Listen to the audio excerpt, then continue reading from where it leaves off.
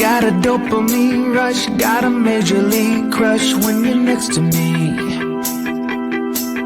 Got my heart upon my sleeve, can I hide the way I feel when you're next to me, girl? Got the kick in every move and I fall just like a fool for you, for you. Wish I knew just what it was, but why should I make a fuss? Just stay next to me, girl, next to me, girl. Something special, don't know why, something special that I like about you, about you. There's a mystery entwined, something bigger to define about you, about you.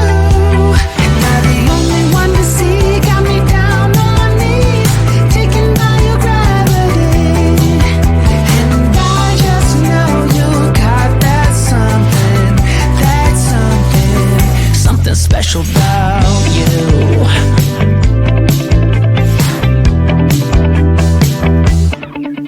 Got me under lock and key, but I don't wanna be free when I'm next to you. You're like honey to a bee, I go crazy for the sweet when I'm next to you, girl.